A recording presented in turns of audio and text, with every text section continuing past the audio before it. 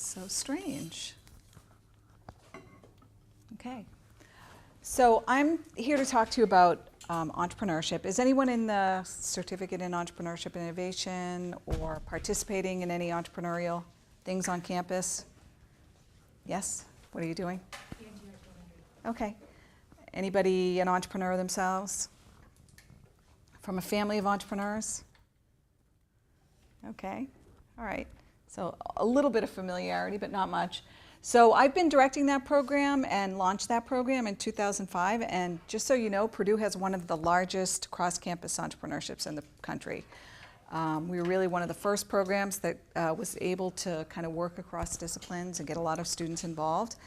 And so I came on in 2005 to start that, never thinking we could even fill a couple of classes, but we serve probably 1,800 students a year and integrate about 450 new ones every semester in that ENTR 200 class. So over the years, I do a lot of stuff, do a lot of course program development in entrepreneurship, of course, on national boards. I do a lot of research looking at entrepreneurship education at universities and things like STEM, so engineering and entrepreneurship I've done a lot of work in, looking at very basic policies and practices related to students who develop intellectual property on campus. And another interest of mine is really the whole issue of gender and diversity in entrepreneurship. As you can imagine, if you think quickly, what does an entrepreneur look like? Based on history and things like that, a lot of people would think it's a more masculine kind of field. So tried to do a lot of work over the years in terms of programming or even research. I'm looking at some issues to get it a little bit more diverse. Okay, sorry, I'm gonna have to keep moving. Okay, so that's our new cover of our presentations and things like that.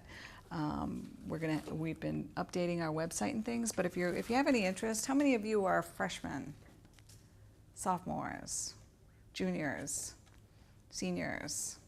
Okay. To be a little hard for seniors. But pretty much, if you're an engineering major or in certain majors, with just the two core courses, you may be able to fit it into your schedule.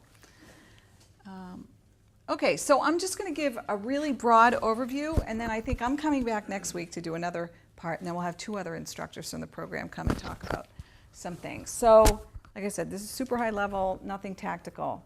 But I'm working on a paper right now, and I was looking at Schumpeter, who's one of kind of the economists that wrote a lot on society and capitalism and entrepreneurship.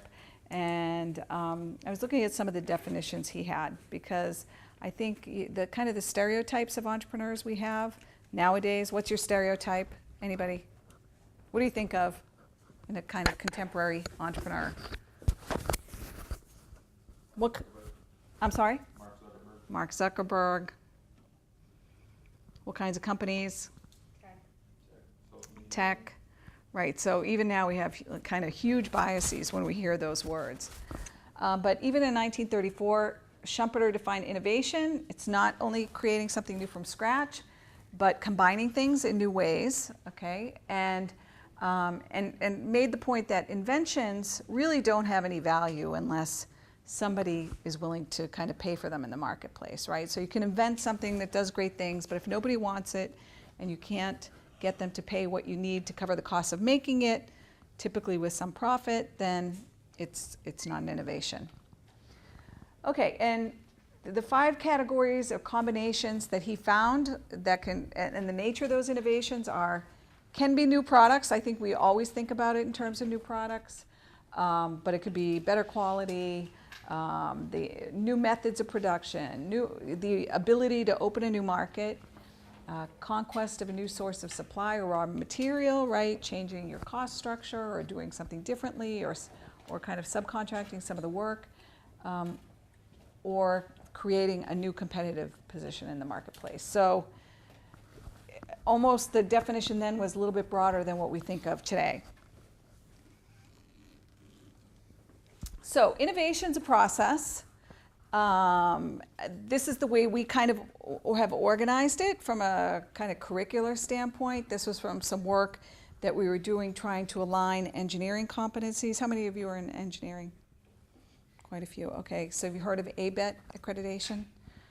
every engineering program has to align with ABET, so we were doing a study to look at some of those student outcomes in ABET and how they align with entrepreneurship and kind of what's the overlap and how can you, fulfill ABET requirements through entrepreneurship. So we had come up with all these learning outcomes and things like that and kind of mapped them to these 4 stages. So it's really the creativity, right? It's the ideation, coming up with something, and there are a bunch of kind of ways to do that or processes people go through. I mean, it can be anything from, some entrepreneurs I've heard speak, they have a notebook and every idea they have, they just write it in that notebook, to kind of more formal brainstorming and things like that, which you might do in a company or going to observe people, kind of like an anthropologist, to figure out new ways of doing things. The innovation piece is the development of that new product or process. Now that can manifest either in a new venture, yes, oh, I thought you would, or a lot of you don't want to start a venture, right? You don't have enough experience to start a venture. Mark Zuckerberg is one person in millions and millions of students who go to college, right? But maybe in 20 years, you'll like to after you get some experience. And the good thing is even this type of education and getting the business literacy and understanding this process of kind of value generation and then capturing that value is very valued in big organizations nowadays, right? Every large organization needs people who can create new things, undertake projects, understand value, talk to customers and things like that. So, so it can manifest in either those 2 ways. And then the management piece is really managing technology, managing people, managing that business development process after kind of that product has gotten to market. Not to say that there's not, this is all kind of an iterative process, right? You have to be doing these things all the time. Okay, so this process that I'm talking about, right? What's the difference? What makes entrepreneurship? Entrepreneurship is really kind of capturing that economic value, though we talk about social entrepreneurship too, and that's kind of capturing that social value. But even in social entrepreneurship, you have to be able to cover your costs, right? Otherwise, you'll never get anybody to run your organization. If you're a nonprofit, you still need to create kind of economic a flow of money to be able to pay people in a nonprofit and things like that. So in entrepreneurship, the difference compared to taking a regular job is you make some type of what they call risk, right? You say, I'm not going to take the safe job. I'm not going to go work in a large company that's very stable. I'm going to make a commitment. I'm going to take some time off from my career. I may put some equity in it, right? It might be my time, or it might be some funding that I have, which is equivalent to taking some kind of risk. The innovation piece is coming up with these new things that generate some new value that you're going to be able to realize in the marketplace. Like I said, there's no value unless somebody wants it, so that's the demand piece, and that means that you have to be able to generate that revenue. And then often, what happens is entrepreneurs are into, the successful ones, what they do is they generate wealth, and some of that wealth actually can go back through the system, right? A lot of them become angel investors or decide to be a serial entrepreneur and do another startup. So that's just kind of a very basic cycle. Okay, so the most important thing in entrepreneurship, like I said, invention doesn't get you very far, right? It's kind of, it's part of the process, but unless somebody wants your product, you're not going to have a business. So a very important piece, which has been highlighted more and more with, have you heard of the book like The Lean Startup and things like that, is really all about getting some evidence that somebody out in the marketplace wants your product prior to you creating it, right? Long past are the days that you can spend 5 years developing a product without doing market research and then kind of sending it into the marketplace to see if somebody wants it, right? Now there's a lot more emphasis on finding out those customer needs early on, or at least good companies historically have done that, right? Identify needs or wants in the marketplace. So you don't want to waste time and money. Companies nowadays, very competitive with the global economy, don't have time and money to waste. And getting out into the marketplace, it's not just talking about end users, but it's talking about finding other sales opportunities. So even if you have a market, it's just constantly collecting that market research so you can continue to gather those sales and see changes in the marketplace, identify problems. And if you're going to raise money or if you're going to get people to work for you, you're going to have data and show them that your company or your product is worthwhile. Okay, and all that, and the big thing about getting that market data is reducing your risk. Like I said, you don't want to spend a lot of time and money up front. Okay, what's the difference between market analysis and marketing, right? We're all kind of very aware of marketing because we're kind of subject to it all the time. People are always trying to sell ourselves. But doing that market analysis and how that kind of aligns with the marketing is you want to be creating products and services that basically sell themselves because you are so aware of what that customer wants. And the other thing is you have to have a business model, and a business model means the way that you are going to make money. And I think it's next week I may be talking about business models. So some very basic questions that you want to ask through market research to see if it's a feasible venture. Who are the customers? Why will they buy your market product or service? What will they pay? How will you get it to them, right? I mean, it's not only being able to create the product, but sometimes a distribution system can be the most complex thing about a business, or the most costly part. Or how are you going to create enough awareness that somebody is going to get your product? You might have a great one, you may have some evidence people want it, but can you get enough people to want it and to actually buy it? How do you make and deliver it? There's a whole manufacturing piece, right? Lots of pieces. What kind of resources do you need? People, money, technology, and again, can you create value and make money? So as you're doing the due diligence for a new venture, these are all the types of things that you need to answer. Okay, and your mom is not a valid test market, right? The temptation is to surround yourself with people who love you and think your ideas are great. And I have seen a lot of, whether it's student entrepreneurs or non-student entrepreneurs, whether it's your girlfriend or your boyfriend or your mother, you never want to see the flaws in the things you love. And I think entrepreneurial ventures are the same. So until it's so bad that you can't stand it anymore, like your spouse or your boyfriend is so bad, you tend to try to make the best of it for a very long time. So it's hard to be objective sometimes. Okay, so a business model is a venture's profit engine. So why do I have this example here? What's Amazon's business model with the Kindle? Consumer services. I'm sorry? Consumer services. Right, but what's the business model? How do they make money? Right, okay, so that business model would be you give away, not give away, they still charge for the device, but you're not just making money on selling something, which is kind of what, for many years, the business model was basically you sold something to somebody, right? Aside from, there just weren't as many subscription things as there are now. Look at your cell phone, look at, Spotify, look at Netflix, right? That business model of subscriptions is just fabulous, right? It just guarantees a company that they're going to get your money every month. And it's almost harder for you not to spend the money because to stop it's more of a pain than to just let it keep going. So there are a whole bunch of subscriptions, an example, just outright sales. But now there are a lot of business models where they're selling kind of add-ons or they're looking at subscriptions. Okay. All right, why is money important? I just like to talk about this because we're in a university, right? A lot of you have technical backgrounds. You may be doing research and development either at a university or you might be doing it in a company.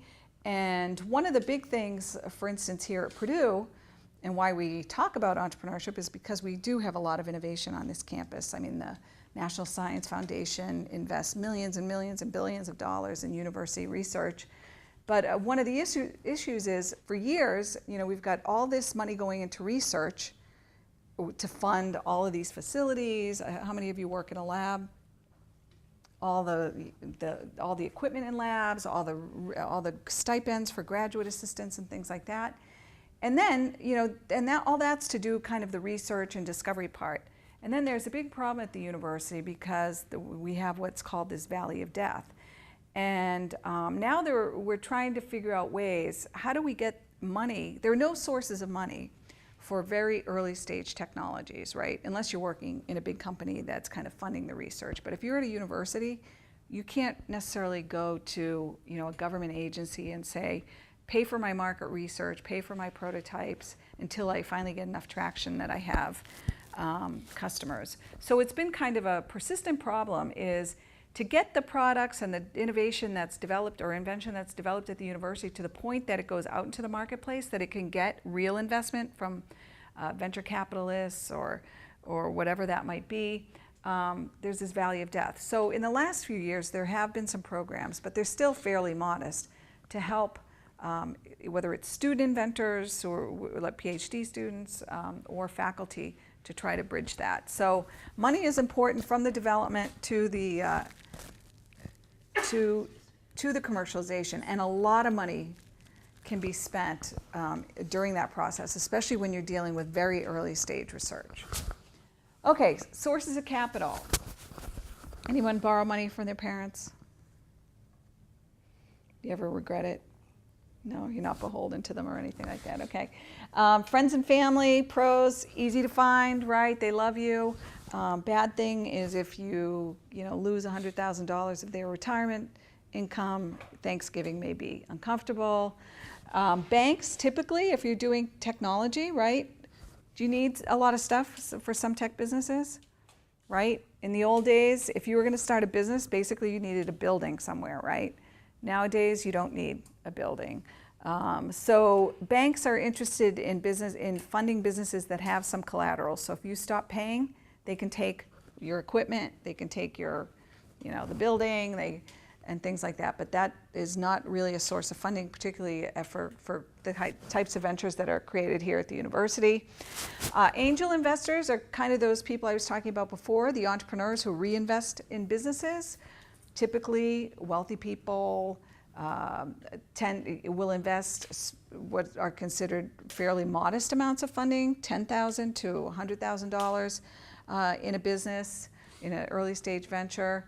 They do invest with an expectation of getting a return in a few years. Venture capitalists, looking at kind of later stage types of opportunities where they're pretty, there's a track record of sales, where there's less risk, where maybe the angel investors have already invested and it's looking good. So they're trying to mitigate their risk. Generally very hands-on. You can take venture capital. You may not be at the head of your business anymore. But they want a very high rate of return from 5 to 7 times, high rate of return within 5 to 7 years. So if you talk to a venture capitalist, they will say, they have a portfolio of companies. Typically they say, a third are die, a third are the walking dead, and then a third are the ones that really hit it out of the park and allow for the high return for that entire portfolio. And then there's some specialized funds. As I said, here, if you're an inventor or a faculty member who has a startup, there are funds called SBIR funds. There are also, if you've created technology here, there's some small kind of prototype funds, what we call seed funds. Okay, so communication's a huge part of entrepreneurship, right? No one's going to buy your stuff unless you can communicate its value. You may be able to communicate it to other people who are like-minded peers, whether it's scientists or engineers or whatever your background might be, but really figuring out what that value is to prospective employers, to investors who may not have a technical background, being able to get people to work with you and solve your problems or help you out is why you need a pitch and you need good communication skills. All right, I think, as I said, right, we think of people like Mark Zuckerberg or entrepreneurs, and you think, oh man, those people were just really lucky, right? And sure, yeah, luck, timing, things like that play a role. We tend to think, they just had this great idea and it was just this straight shot to success, but Having seen a lot of the ventures at the university and a lot of students go out and start something and just a whole big sample, it really is way more like this right side thing. And it really comes down to your willingness. First, like I said, if somebody wants your product, but then you'll always have obstacles, and it's really that willingness to navigate those obstacles kind of on a daily basis. And it takes all of these things: people, talent, perseverance, advisors, money, technology, and kind of all of these things are a lot of things to juggle. But if you like, if you like your job to be different every day, I think it's a good role to be in. Last night we had 4 of our alums come back to talk to one of our capstone classes, and it was really great. They had completely different ventures and backgrounds and things, and had been out of school for a few years.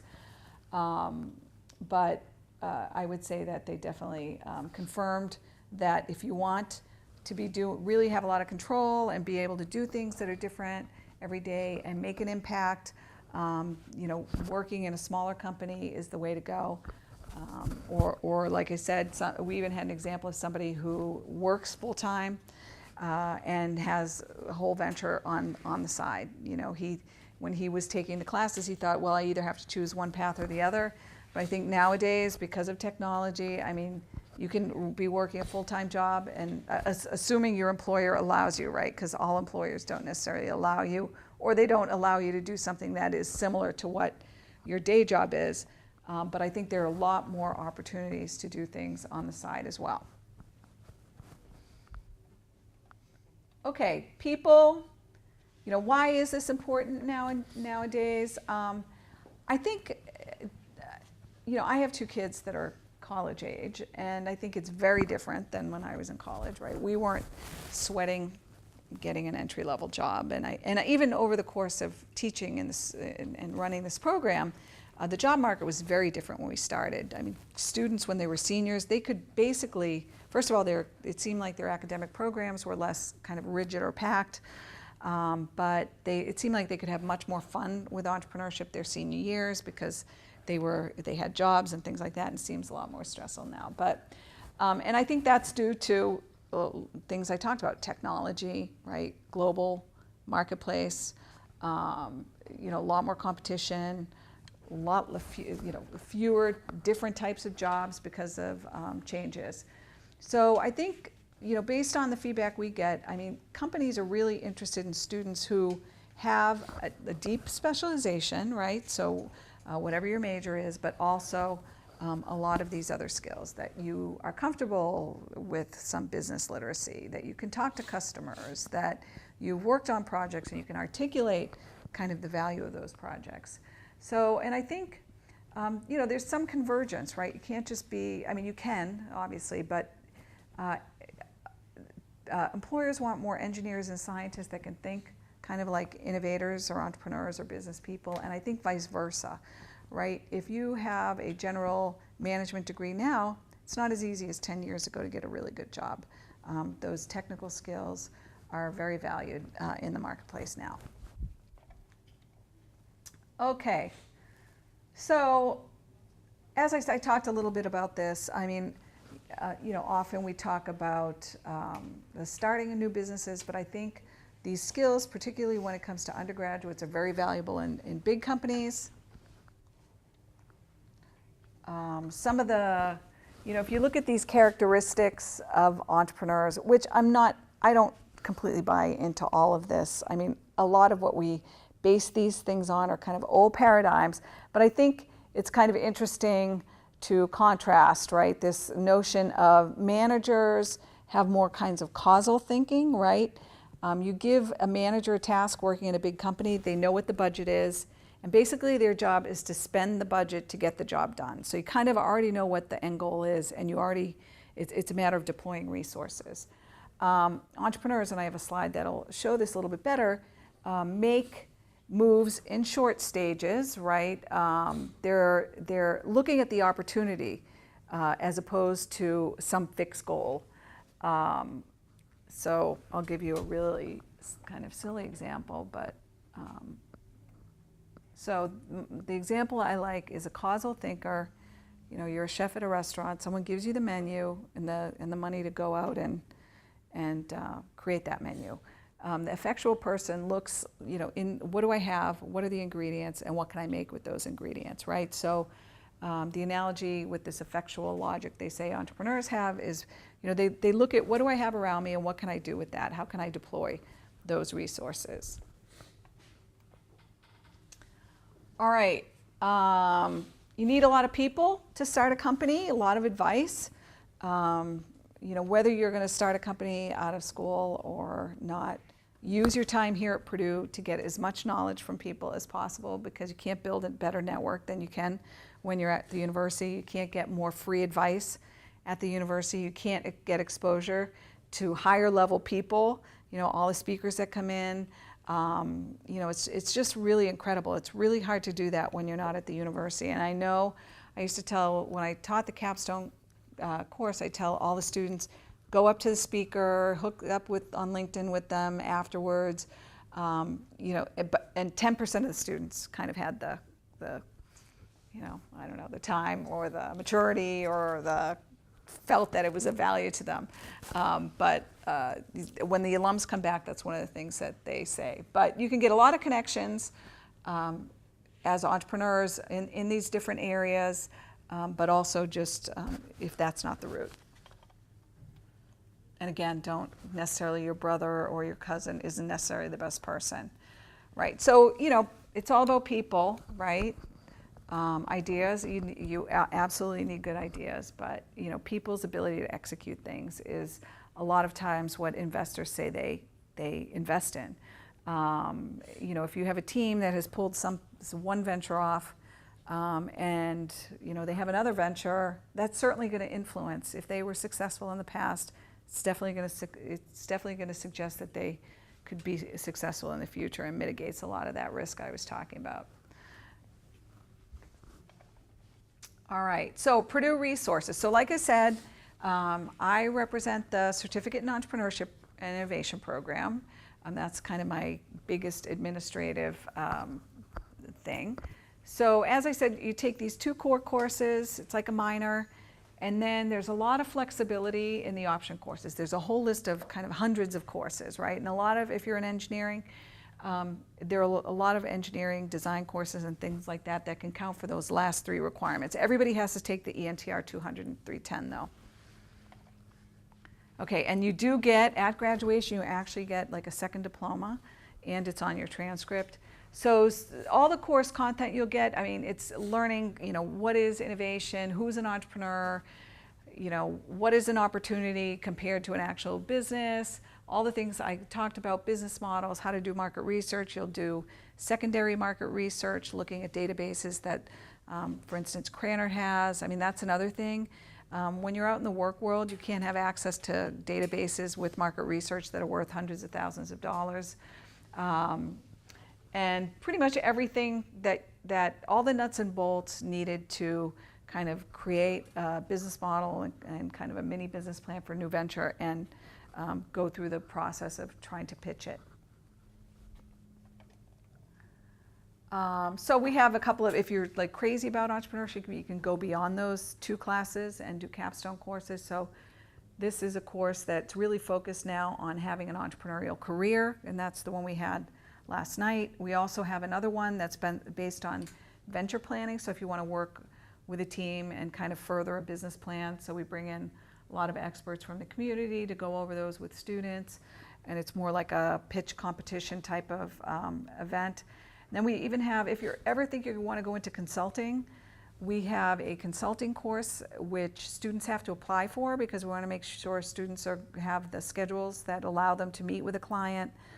So students learn the profession of consulting. So that means, you know, how do you scope a project? How do you kind of manage your customer? How do you scope deliverables? How do you make sure that you charge the right price? And things like that. And they work with a partner company on a business development project in the community. So that works out really nice. Students get great experiences with that. They've even gotten consulting gigs with the companies they work for, or good experience for jobs. Okay, if you're ever a grad student, I was talking about the Valley of Death. there. We teach a class with